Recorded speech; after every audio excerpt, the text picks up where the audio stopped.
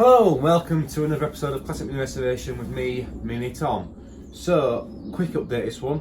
I'll show you what I've been doing sort of off camera and what's going to be in this episode. So, off camera I have prepared the inside of my door skin. You currently sat on it. I'll show you that in a second, and I'll also put some pictures up of the process. I didn't film any of it, I just took some pictures. Pretty simple really. I've just got my DA with an interference pad, like that one there. Interference pad is just a soft spongy type pad, so that it follows the contour a bit better. Obviously that one's quite hard, that bit there, so interference pads are well worth it. So I DA'd it all. I went for a 60 grit to an 80 grit to a 120, and then I finished up with a 240. Oh sorry, 120, 180 and then 240. Just to take some primer and then some paint. I'm not too fussed about the finish. It's the inside of it, and it's going to be silver. The rest of the car is going to change colour anyway. It's just to get some paint on the inside to protect it from rust. It's come out okay. I've still got another coat of silver to do and a bit of lacquer. And I'm basically trying to see if I can get a colour match to the front of the car, so that I can just give the back of it a light dusting over, just so I don't look as stupid driving down with a multicoloured car. Anyway, I'll show you the pictures of that now.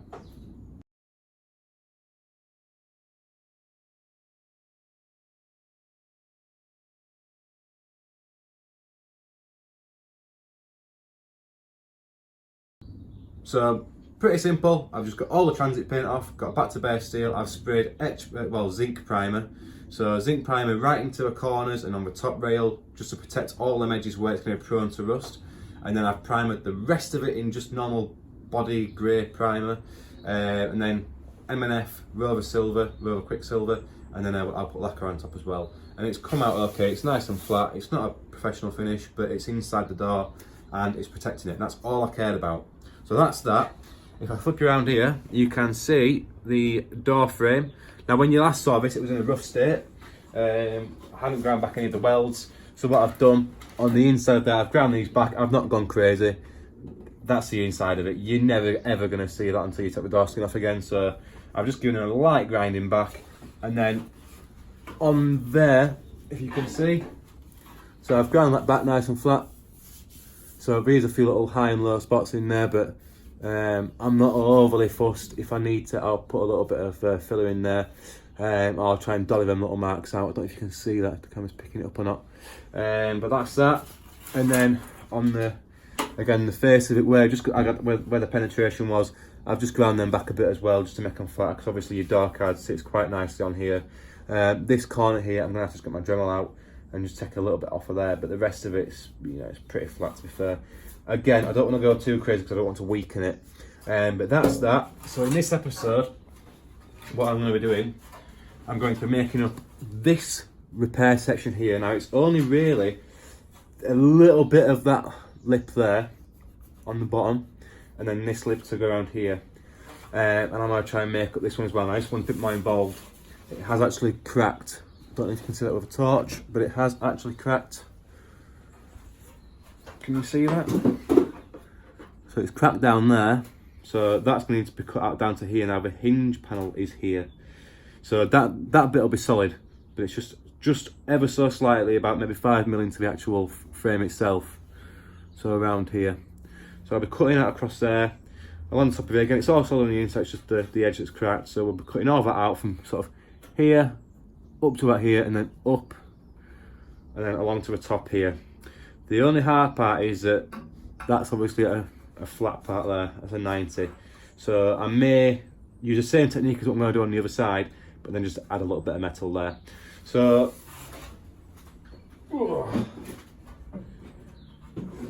stay. Good dog. What I'm going to use for doing it, now you've already seen me use this technique once before, and I'll get the metal now. This is a bit of steel, a bit of angled steel. I think it's 25 by 25mm. The lip is perfect for that. It's a bit high, but I can trim that back. Nice and thick, and I've had it lying around. You can see it's starting to go a bit rusty, but it is fairly clean for the most part of it. Just normal steel. Yeah, 25 by 1.25, so it's the correct gauge. Probably a bit thick, to be fair, but you know, this is the bottom of the door at the end of the day. So all I'm going to do, I'm going to cut a rough section out, and then we're going to slice bits down here. We're going to slice it so we can bend it easy, and that'll form that really nicely. Then we'll cut that out. I'm not going to use all of it on that part. I'll probably just use a little bit of it. I probably could get away with just doing the corner, but it's hard to weld in a corner and grind it back, so I'll probably cut out a little bit of there and we'll trim a bit of that back. But you'll see that anyway. And then for the other side, again, the same technique, but I'm going to have to just weld that sort of corner on that little triangle bit that'll be left. If I had a shrinker stretcher, then that would be dead easy to do. I could do it out of just one piece. I could obviously use a hammer and a dolly method to stretch the metal out, but I'm just worried that if I do that, given the tight radius, I'm going to get that lip a bit too thin for what I want. So to keep the thickness, I'm just going to cut it and weld it back up together. So you'll see that anyway, but right, let me get on with that. So I'm just going to cut it with the hacksaw. I could get the grinder on, but the disc's a lot thicker than a hacksaw blade, and the smaller weld you've got to fill up, the better really. Plus I'm going to be opening this out, so I don't want it to be too wide. So I'm just going to use the hacksaw blade to cut it, and we'll cut the lines down as well. We don't have to go too much, it's all sticky on our time lapse.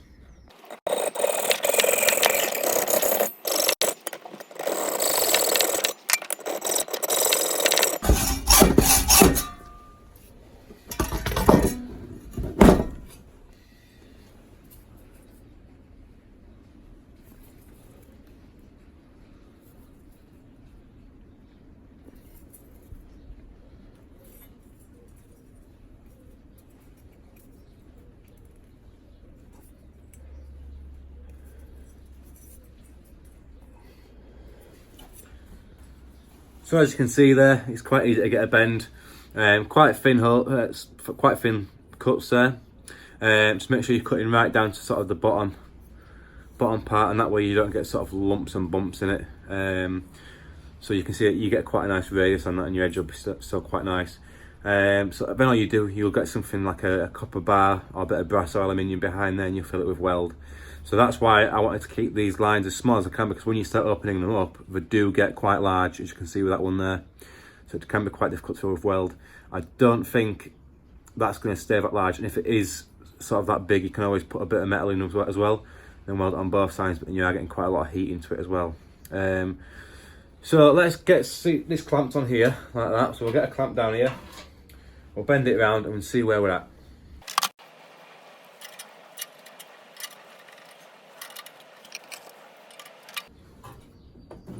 So now that I've got it sitting roughly where I want it, I don't know if you can see it. I've got it sitting sort of roughly where I want it. There's gaps here and there. What I want to do is just clamp it up, make sure it's in the right place, and then I'll get a hammer and dolly and just dolly behind it. So I'll hold the dolly underneath there, hammer on top just to get that edge formed.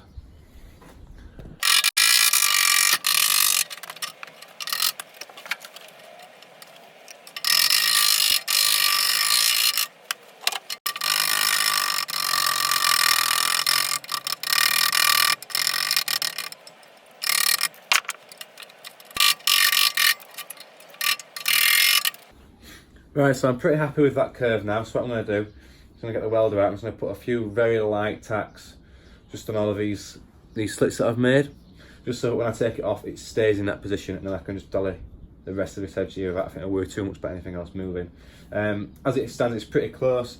The edge just sort of taper off down this way, so I'm going to have to just, like I said, dolly that in a little bit better, and then it's time for cutting out and welding.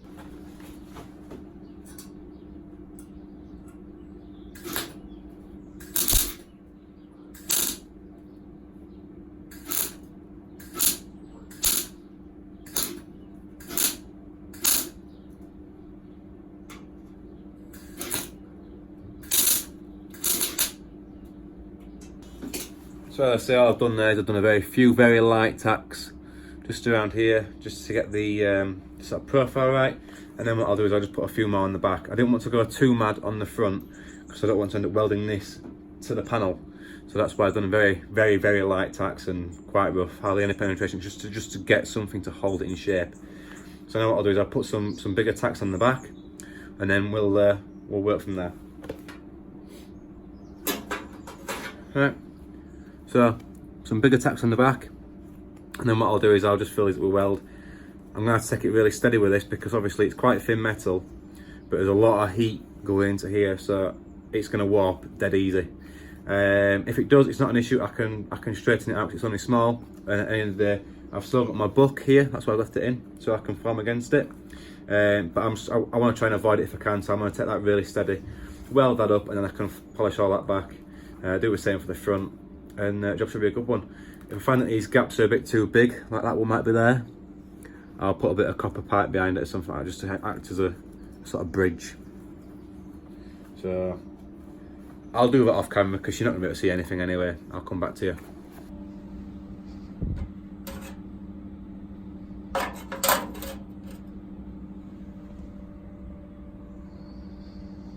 Okay, so what I've done there, I've obviously made that panel.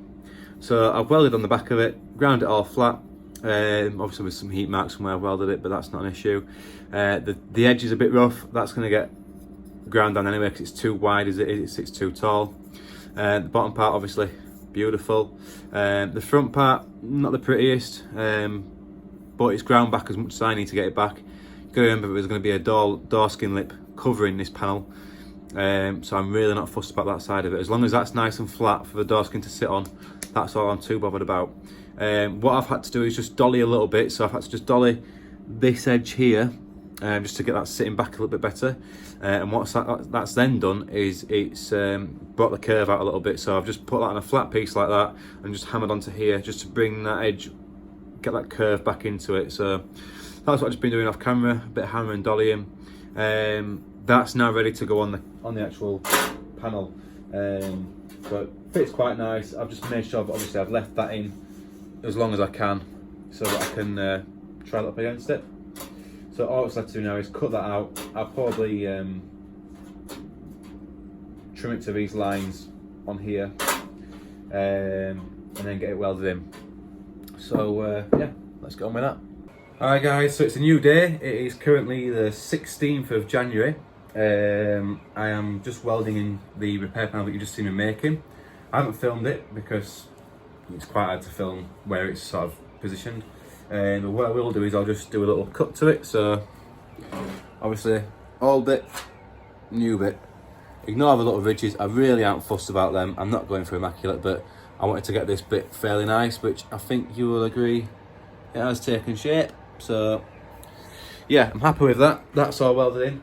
So old knackered horrible bit out, and all I've got to do is do the same on there now as well. So I think for the other side I'm going to make it out of 3 bits. So I'll probably have a flat bit going across there, and then I'll probably have that bit going across there, and then I think I've got to do the other corner as well coming down, but we'll get into that. So I've got a couple of hours today. I need to get that side done, get it all prepped, primed, ready for putting the door skin on. Hopefully, if I get a chance, I'll get it done today because time's pushing and I'm taking this Mini to Bingley. It's coming with me, definitely. It's not going to be fully painted. The back's in primer, the front's in crappy silver, but it's the first Mini show I will actually be able to go to in the Mini and hopefully make it there. So yeah, I'll be at Bingley. Look out for me there. If you want to come and say hello, please do. Let's just, oh, hang on, I'll show you this. So this is my door skin. So I've rattle canned it. Not the crackinest finish, I know, but it's on the inside. It's got silver and lacquer on it as well, so it's nice and smooth. Like I say, if anything, it is purely just to add some protection to the inside of the door skin, stop it rotting out. Obviously, the outside's still black. Hopefully, I get to put a bit of a dusting of silver on that, but we shall see. My priority is just get his car so it'll go back on the road. So let me have a look at that repair, and then we'll come back to you. I'll just try and show you this. It's quite on the inside edge down here. It's quite very thin and mottled, so it won't take a weld. I thought it was this side that was bad. It's not. It's the actual bit here. So it'll be 2 bits. So a flat bit to go down here, and then a flat bit against here, and we'll just weld that corner in, and then we'll get it welded in. So 2 different methods on how to repair these bits. Choose whichever one you think will make it easiest for you, and I'll let you know in my opinion which I think was easiest, and we'll take it from there.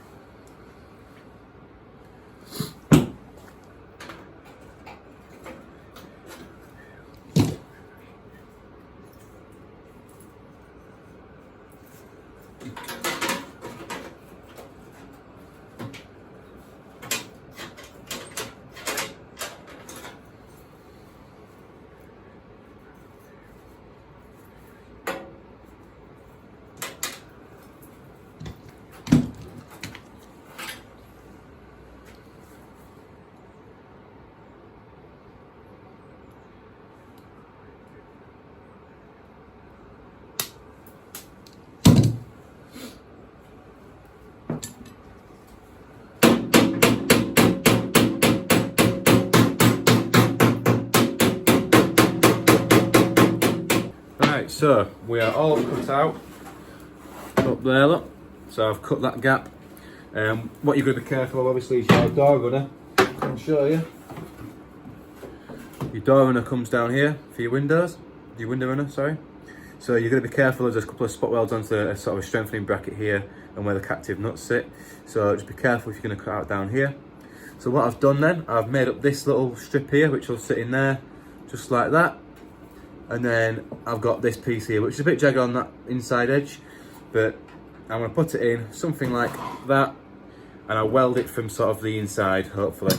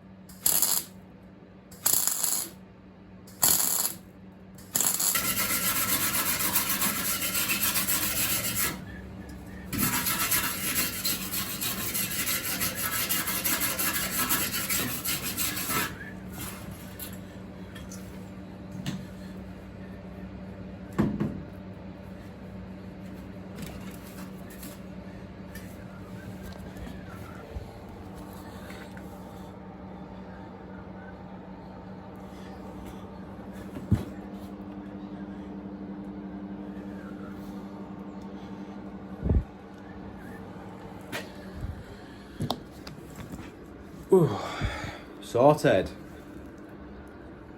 Alright, so that's what we're looking at. So what I've done, I have cleaned all the transit paint off and all this scummy paint that's on it before. I have zinc primed all along here. Zinc primed it all, and it's exactly the same for the inside now. This bit here where welded on, welded on the corner has not turned out too cracking. You can probably see that in the light there. Yeah, no, I'm not too fussed. You are never going to see that because that is right in the the door shut where the A panel is, so it doesn't even open out. So as long as the hinge part there is flat for it to mount to, that's fine. But the lines, I don't know if you can see the lines, they're a bit wavy there, I can tap that back in, but aside from that, all pretty good. So that needs a bit of a dollying. And like I said, inside, exactly the same story, all zinc primed up there and down the sides as well. So what I'm going to do now, I'm just going to apply some seam sealer to this weld here and on the inside. And then once that paint's dry, we'll just dolly that and then put some normal primer on it and some silver just to protect it. Right, well, that brings an end to this video. So what we've got done is everything that I wanted to get done. We have got the frame repairs all sorted. They are done.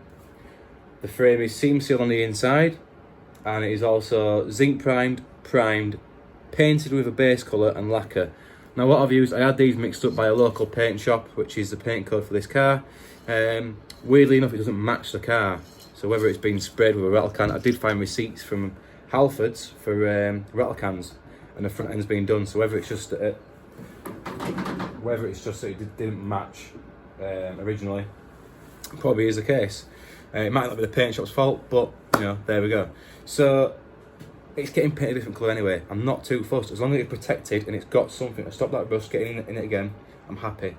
So all I need to do really is get the door skinned, and then I'm going to drill some little holes up inside there when I know sort of where things are going to go, where sort of the traps are, and then we'll sort of prime them and paint them again, because it's all going to get painted again anyway. What I might do is because I did pick up a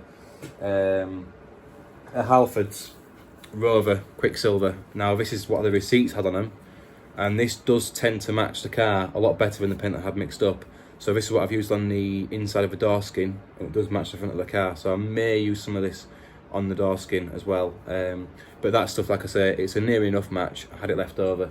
I just spray it on the inside of here to get it protected, and what I'll do, I'll spray some of this on the outside of all of it, on the inside of all of these lips, sort of when I've got the new skin on, just to protect that bit as well. So that's it for this episode. Join me again when I'm going to have my first attempt at reskinning a door. So yeah, see you on the next one.